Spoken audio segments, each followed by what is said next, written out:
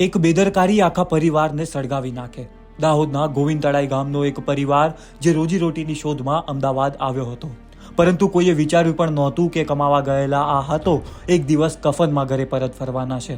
રામોલ વિસ્તારમાં ગેરકાયદેસર ચાલતી ફટાકડાની ફેક્ટરીમાં થયેલા ભયાનક બ્લાસ્ટે એક જ પરિવારના 5 લોકોનો જીવ લીધો છે, અને એમાં માતા અને 4 માસૂમ બાળકોને હંમેશા માટે છીનવી લીધા છે, જ્યારે પિતા આજે પણ હોસ્પિટલમાં જીવન અને મરણ વચ્ચે સંઘર્ષ કરી રહ્યા છે।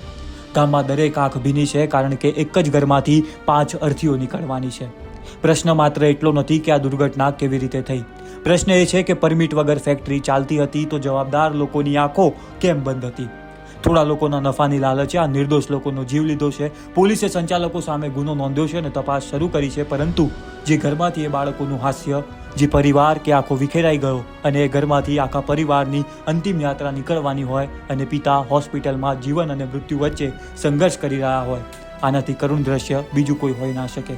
આ આક્રંદ બધાને રડાવી રહ્યું છે। આશા રાખીએ કે આ દુર્ઘટના માત્ર સમાચાર બનીને ન રહી જાય, પરંતુ જવાબદારીનું એવું ઉદાહરણ બને કે ફરી કોઈ નિર્દોષ પરિવારને આવી કિંમત ચૂકવવી ન પડે, કારણ કે આ પહેલી ઘટના નથી। આપણે આવી થયેલી ઘટનાઓમાંથી કશું શીખ્યા નથી।